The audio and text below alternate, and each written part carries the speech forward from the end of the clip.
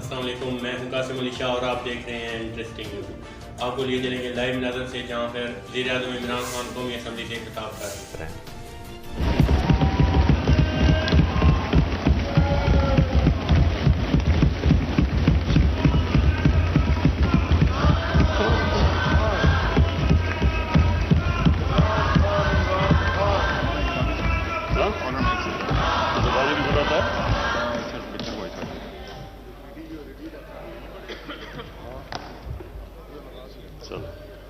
ٹھیک ہے جی سر، جی پلیز۔ بسم اللہ الرحمن الرحیم، ایاک نعبد و ایاک نستعین۔ اسپیکر صاحب، سب سے پہلے تو میں اپنی پارلیمنٹری پارٹی کو، پارٹی کا اور اپنے الائز کا سب سے پہلے شکریہ ادا کرنا چاہتا ہوں کہ جس طرح انہوں نے پوری اس بجٹ میں شرکت کی اور بھرپور طریقے سے شرکت کی، میں آپ سب کا شکریہ ادا کرنا چاہتا ہوں۔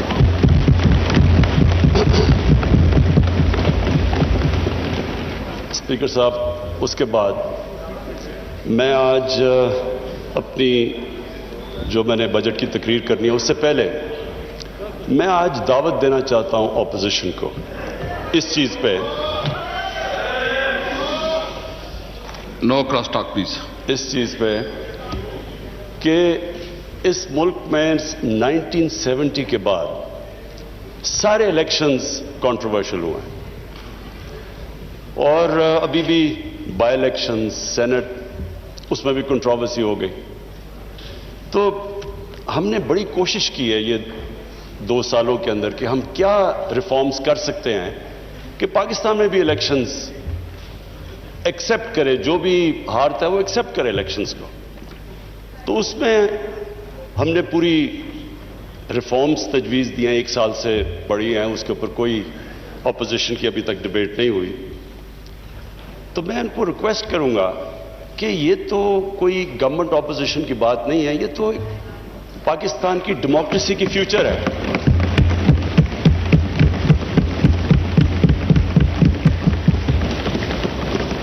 اسپیکر صاحب، کیونکہ میری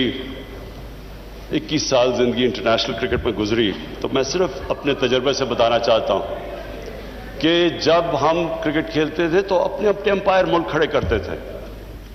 اور ہوتا کیا تھا کہ جو ہارنے والا ہے وہ ہار نہیں مانتا تھا، کہتے جو ہارتا تھا مخالف ملک میں جا کے وہ کہتا تھا جی امپائروں نے ہمیں ہرا دیا۔ اور مجھے فخر ہے اس چیز پہ کہ میں ایز پاکستان کیپٹن پوری کیمپین کی، اور پاکستان وہ ملک تھا جس نے کرکٹ ہسٹری میں پہلی دفعہ نیوٹرل امپائرز کھڑے کیے۔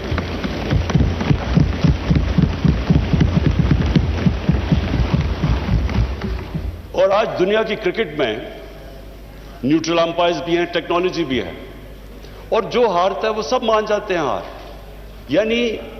سارا جو کرکٹ کے اندر جو فیئرنس تھی وہ اس لیول پہ ہے کہ اب یہ ایشو ختم ہو گیا امپائرنگ کا۔ میں یہ ریکویسٹ کرتا ہوں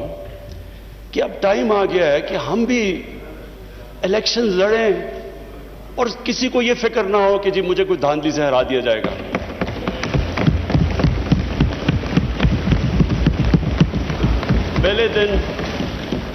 پہلے دن میں نے تقریر کرنے کی کوشش کی، اپوزیشن نے نہیں کرنے دی، اور انہوں نے کیا کہا؟ انہوں نے کہا جی الیکشن ٹھیک نہیں ہوئے۔ جب الیکشن ٹھیک نہیں ہوئے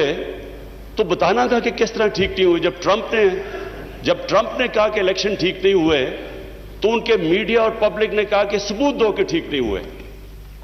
ہم نے جب 2013 کے الیکشن میں کہا ٹھیک نہیں ہوئے تو ہم نے 133 میں سے 4 حلقے ڈیمانڈ کیے تھے کہ ان کی رینڈم آپ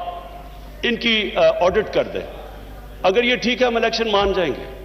ہمیں نہیں، ان 4 حلقوں کو نہیں کھولا گیا۔ ایونچولی عدالت میں جا کے کیس لڑ کے 2-2.5 سال کے بعد کھلے، چاروں میں دھاندلی نکلی۔ تو سب اپنی ڈسکشن کر کے ایک نتیجے پہ آئے کہ اس کا صرف ایک راستہ ہے، ای وی ایم مشینز۔ وہ کیوں ہیں؟ کیونکہ ای وی ایم مشین جیسی الیکشن ختم ہوتا ہے بٹن دبتا ہے رزلٹ آ جاتا ہے۔ تو وہ جو سارا پیریڈ ہے اس کے بعد جدھر ڈبل سٹیمپس ہوتے ہیں، جدھر وہ تھیلیاں کھلی ہوتی ہیں، وہ جو ساری چیزیں ہوتی وہ ساری چیزیں ختم ہو جاتی ہیں اگر آپ الیکشن ختم ہوتے ساتھ ہی رزلٹ آئے اور پھر پیپر ٹریل ہو کہ جو بھی کوشچن کرنا چاہے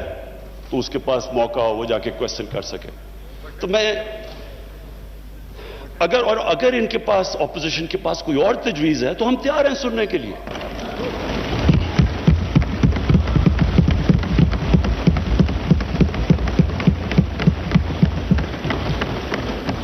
لیکن یہ تو کوئی ہر الیکشن اگر آج آپ کچھ اس پہ کوئی ریفارم نہیں کریں گے یہ تو پھر ہر الیکشن کے اندر یہی سلسلہ ہوگا جس طرح بائی الیکشن جس طرح سینٹ کے اندر. تو یہ ایک میری ریکویسٹ تھی. اچھا جی اب میں اس بجٹ کے اوپر آتا ہوں. میں اس بجٹ کے اوپر بات کرنے سے پہلے اپنی ویژن کی بات کرنا چاہتا ہوں کہ ہماری ویژن کیا پاکستان کی اور جو بجٹ ہے وہ ریفلیکٹ کرنا چاہیے جو ایک ملک کی ویژن ہے. مجھے خوشی اس لیے اور میں شوکت ترین آپ کو اور آپ کی ساری اکنامک ٹیم کو آج خراج تحسین اس لیے پیش کرتا ہوں کہ آپ نے جو میری ویژن تھی پاکستان کی اس کے مطابق آپ نے بجٹ بنایا.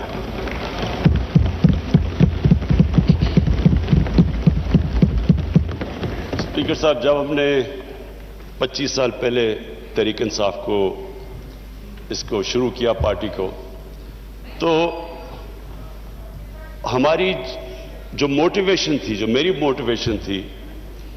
وہ ایک ہی تھی جو کہ نظریہ پاکستان تھا. نظریہ پاکستان آبجیکٹو ریزولوشن کے اندر بڑا کلیئرلی ڈیفائنڈ ہے. اسلامی فلاحی ریاست. یہ جو اسلامی فلاحی ریاست ہے یہ نظریہ جو ہمارے فاؤنڈنگ فادرز تھے انہوں نے مدینہ کی ریاست سے لیا کیونکہ وہ دنیا کی پہلی فلاحی ریاست تھی. اب اسپیکر صاحب ہم نے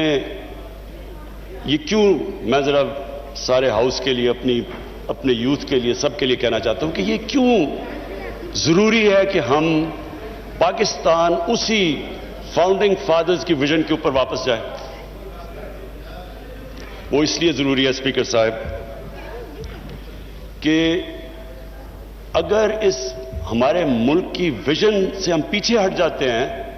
تو پاکستان کا مقصد ختم ہو جاتا ہے. پاکستان جب بنا تھا تو ہمیں یہ پتہ ہونا چاہیے کہ بہت زیادہ مسلمان ہندوستان میں رہ گئے تھے لیکن انہوں نے بھی پاکستان کی حمایت کیوں کی تھی؟ کیونکہ جو ہمارے فاؤنڈنگ فادرز تھے علامہ اقبال اور قائد اعظم انہوں نے جو ایک ویژن دی تھی پاکستان کی اس کی وجہ سے سارے ہندوستان کے مسلمان بھی متفق تھے کہ یہ ملک بننا چاہیے. اور وہ ویژن علامہ اقبال نے اور جو مسلمان دنیا کے سب سے بڑا پچھلے 300-400 سال میں سب سے بڑے ذہن تھے انہوں نے اس ویژن کے اندر جب کہا تھا کہ مسلمان جب بھی اٹھتا ہے مسلمان کا سویلائزیشن مدینہ کی ریاست کے بعد جب بھی اٹھا ہے وہ واپس گیا ان پرنسپلز کے اوپر جو ہمارے نبی صلی اللہ علیہ وسلم نے مدینہ کی ریاست میں اسٹیبلش کیے تھے. تو وہ پرنسپلز تھے جس کی وجہ سے ایک قوم اٹھی. تو میں اسپیکر صاحب آج بریفلی وہ بتانا چاہتا ہوں کہ وہ کیا چیز تھی کہ ایک اتنا عظیم سویلائزیشن کھڑا ہو گیا اور کبھی اتنی تیزی سے ایک سویلائزیشن نہیں کھڑا ہوا.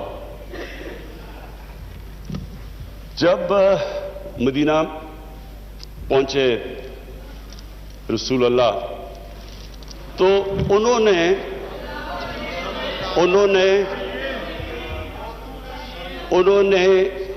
مدینہ کی ریاست میں جو پرنسپلز طے کیے یہ دنیا کی تاریخ اس کی گواہ ہے کہ ان کے مدینہ کے آنے کے بعد 13 سال کے بعد جو ایک سپر پاور تھی وہ ان کے سامنے اس نے گھٹنے ٹیکے بیزنٹائن ایمپائر اور 14 سال کے بعد پرشین ایمپائر ان کے سامنے گھٹنے ٹیک گیا. یہ تاریخ کا حصہ ہے. اور اس کے بعد جو وہ سویلائزیشن انہوں نے سیٹ اپ کیا وہ دنیا کا سب سے عظیم سویلائزیشن تھا. اس نے صرف یہ نہیں کہ وہ دنیا میں پھیل گیا انہوں نے جو سویلائزیشن سیٹ اپ کیا اس کی وجہ سے جو آج ماڈرن دنیا بنی ہے وہ اس سویلائزیشن نے سارے جو گریک فلسفیز جو دنیا میں جو ہندوستان میں فلسفیز تھی ان کی ٹرانسلیشنز کی ان کو ڈیولپ کیا ہر فیلڈ میں وہ آگے نکلے سائنس میں میڈیسن میں اور اس کے بعد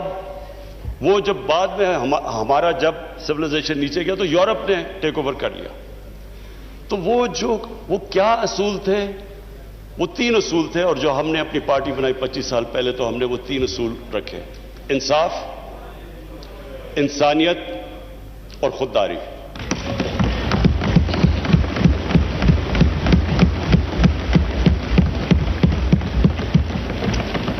اور یہ 3 ہماری ویژن سٹیٹمنٹ میں ہیں کہ ہم یہ سمجھتے ہیں کہ جو ہمارا بجٹ ہے وہ ریفلیکٹ کرنا چاہیے یہ 3 پرنسپلز اس سے پہلے میں آج اپنی اکنامک ٹیم کو خراج تحسین پیش کرتا ہوں ہماری جو اکنامک ٹیم ہے اور جس میں جب سے ہماری گورنمنٹ آئی اور اب تک جس نے بھی ہماری اکنامک ٹیم میں شرکت کی سارے مستحق ہیں آج مبارک کے بھی اور خراج تحسین کے بھی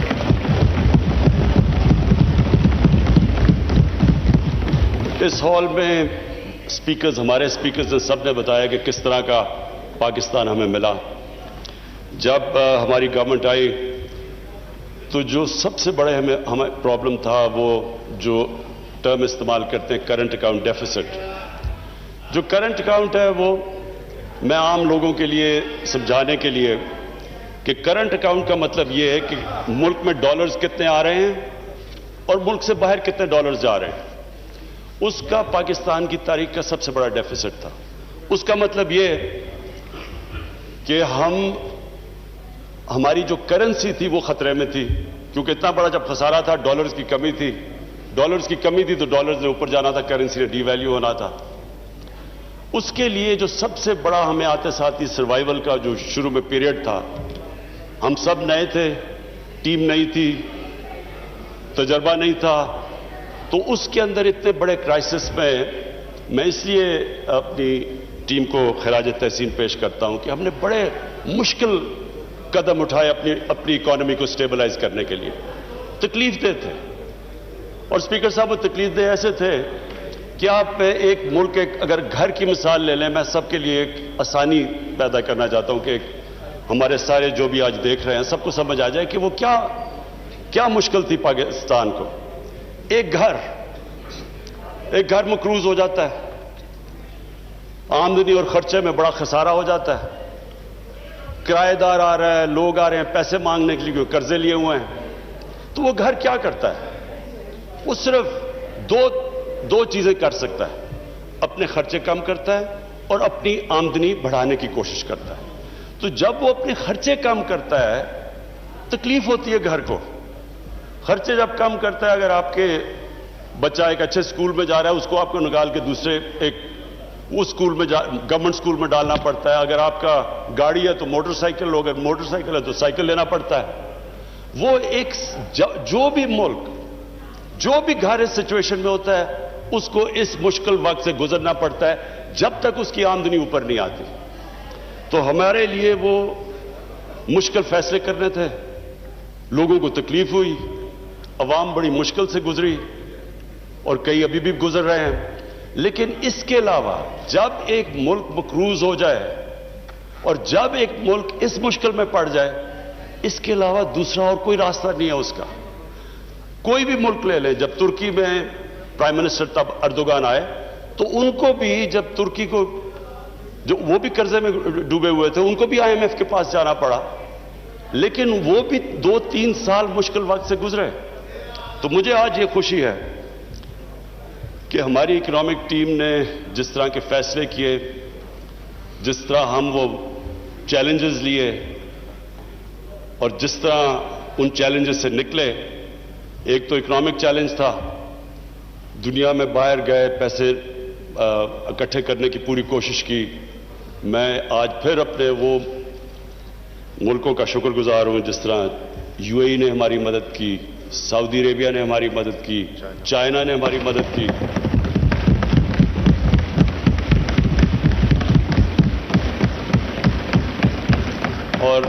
انہوں نے ہمیں ڈیفالٹ سے بچا دیا. ڈیفالٹ کا بھی میں مطلب عام لوگوں کی یہ سمجھا دوں کہ ڈیفالٹ کا مطلب یہ ہوتا ہے کہ جب آپ کے اپنے لائبلٹیز آپ کے پاس پیسہ نہیں ہوتا لائبلٹیز دینے کا. جیسے ہی ایک ملک ڈیفالٹ کرتا ہے تو سب سے بڑا اس کے اوپر جو مسئلہ آتا ہے اس کی کرنسی پہ آتا ہے. تو جیسے جیسے آپ کی کرنسی گرتی ہے ملک میں مہنگائی بڑھ جاتی ہے, غربت بڑھ جاتی ہے, ساری انویسٹمنٹ رک جاتی ہے. تو ڈیفالٹ سے بچنے کے لیے ایک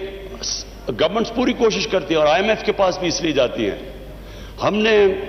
شروع میں جب ہماری آئی ایم ایف سے نیگوسیشنز تھی ہم نے کوشش کی کہ ہم نہ جائیں. ہم نے کوشش کی کوئی طریقہ نکلا ہے کیونکہ اتنا بڑا خسارہ تھا $20 ارب کا. جو آئی ایم ایف کنڈیشنز لے رہی تھی وہ بڑی مشکل تھی, اس سے لوگوں کو بڑی تکلیف ہونی تھی. اس لیے ہم کوشش کرتے رہے کہ ہمیں کوئی اور سورسز سے پیسہ مل جائے, لیکن آخر ہمیں جانا پڑا. اور آئی ایم ایف کی جو کنڈیشنز تھی وہ مشکل تھی اور اس سے عوام کو تکلیف تھی. اب اس چیلنج سے نکل ہی رہے تھے, کرونا آ گیا. اور کرونا کے اندر ساری دنیا کے اندر جو اگر آپ دیکھیں کہ جو امپیکٹ پڑا ہے کرونا کا ان کی اکانومی کے اوپر, ساری دنیا کے اوپر امپیکٹ پڑا. تو ایک اکانومی جو پہلی تکلیف میں تھی اس کے اوپر سے کرونا آ گیا. میں آج پھر سے میں پہلے بھی ان کو خراج تحسین پیش کر چکا ہوں اپنی NCOC اسد عمر آپ کی اور آپ کی ٹیم کو.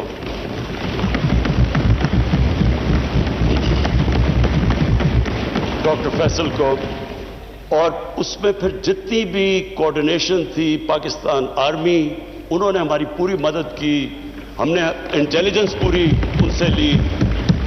جو بھی پھر ہم نے ہاٹ سپاٹس اور پھر ان کو لوگوں کو ٹریک اینڈ ٹریس, اور ڈاکٹر فیصل جس نے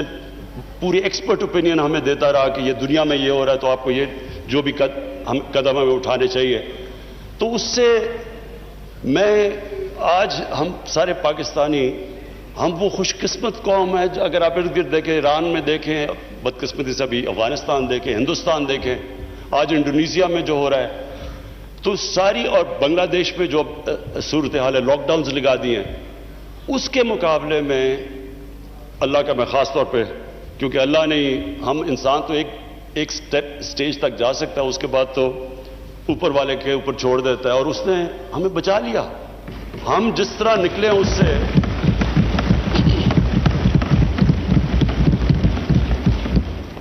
اور میں صرف ایک چیز کہوں گا کہ میرے خیال میں, یہ میرا ایمان ہے اللہ پہ کیونکہ وہ غریب کی آواز سنتا ہے, ہم اس لیے بھی بچے کہ ہم نے بڑی جلدی یہ فیصلہ کیا کہ ہم پورا لاک ڈاؤن نہیں لگانے لگے, کیونکہ اس میں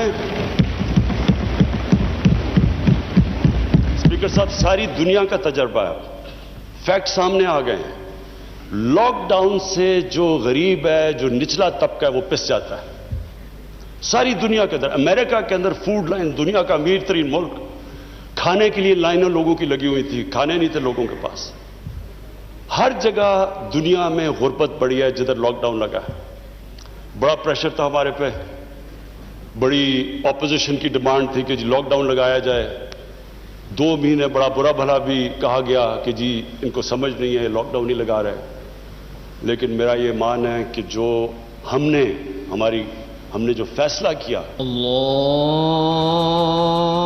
اب تک کے لیے اتنا ہی. دیکھتے رہیے انٹرسٹنگ نیوز. اللہ حافظ.